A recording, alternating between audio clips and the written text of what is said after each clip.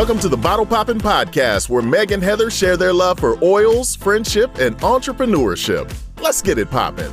Hey everyone, this is Meg. This is Heather. And today, we don't know if you're brand new to oils or if you're already an oil expert, but we wanted to start off with some general information about oils and then teach you some information that you might not know about them yet. So first, let's talk about 3 ways to use essential oils. So the very first way is topically. What this means is putting oils directly on your skin. And there's a few different ways to do this. So you can literally just put an essential oil on your skin.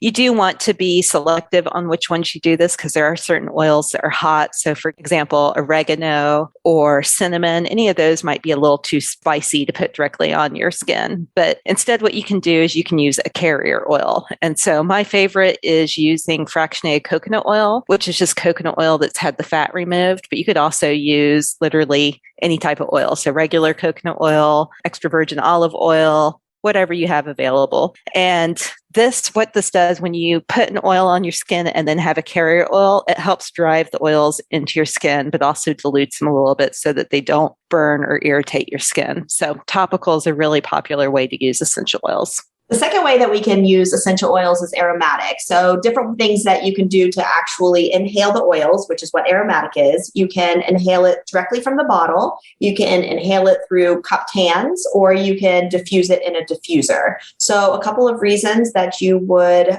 use oils aromatically is you can positively affect your mood. You can cleanse the air, and it also helps support your respiratory system. So when you're doing it in a diffuser, you can just add the water to the diffuser, add however many drops of oils that you need in there or want. Certain oils are a lot stronger than others, so less is more sometimes. And then if you're going to do it directly with your hands, usually 1 drop works great. I rub my hands together, and then I just put my cupped hands over my mouth and nose and just take a few deep breaths in. Okay, so the third way to use it is a little bit controversial, actually, and that is internal. And this is where I do want to clarify, most essential oil brands you cannot use internally. So doTERRA is one of the few oils that is pure enough or oil companies that is pure enough to be able to use internally. And the way you can tell whether or not you can use an oil internally is on the back of the bottle, it will have a supplements facts box. So something that's actually been reviewed. It's ensured that it's GRAS. So generally RAS. I can't even remember what that stands for. Generally recognized as safe. Thank you. Yeah, that's what I meant. Yeah. So if you have that supplement facts box on the back of your oil and you're using essential oils from a trusted company like doTERRA, then you can use them internally. And they are super, super powerful.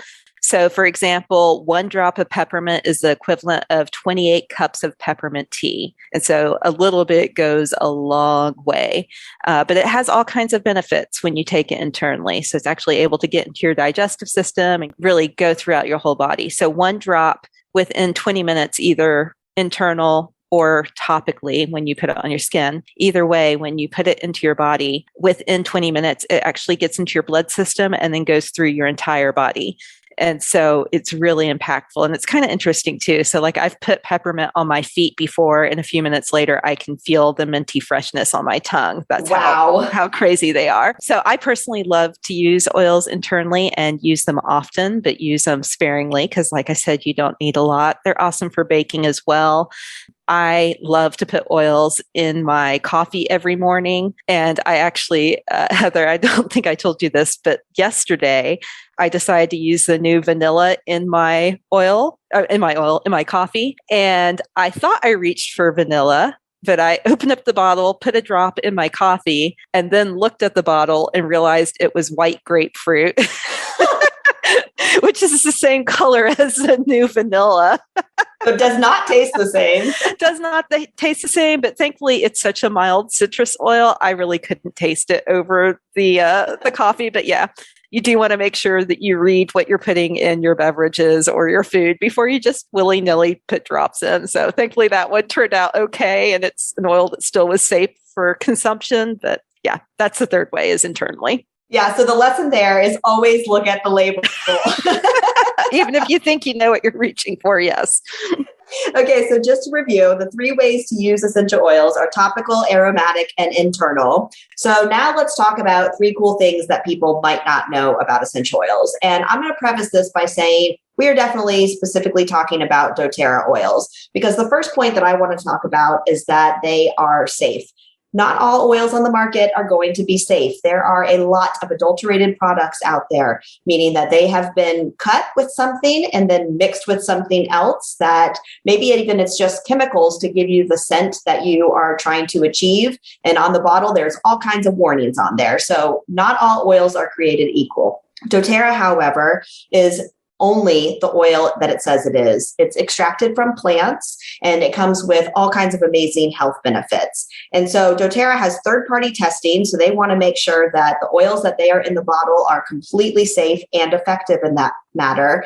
And you can actually look at the testing that was done on your individual bottle. On the bottom of the bottle, there's a little number, and you can go to a website called Source to You and type in that number, and it gives you all of the testing information that was done on your specific bottle. So assuming that oil is completely safe, then we know that there shouldn't be any side effects, no addictions, and you're going to get all of the amazing health benefits that you expect to get from that 1 drop of oil. That said, oils are significantly more powerful than herbs, the similar herbs. So 1 drop of oil is 50 to 70 more times powerful than the herb of the same oil. So the second cool thing is that it's cheaper. And this was super interesting to me when I first started using oils. Like I might have mentioned last week, when I first started using oils and bought my oils, right before that, I had had a doctor tell me that one of the medications I was using regularly was creating some really horrible side effects. And so she told me to find something natural, didn't tell me what to do necessarily, but essential oils was what I found the following week and started using it. The medication that I was on cost me $45 a month. And what I was able to use instead was a combination of a drop of lemon, lavender, and peppermint every day. And so those 3 drops of oils cost me 20 cents a day, which equals $6 a month. So it was a huge savings. And I will say as well, because I was brand new to oils, I didn't necessarily trust that they would work. So I was on 2 prescriptions. That's what led to the $45.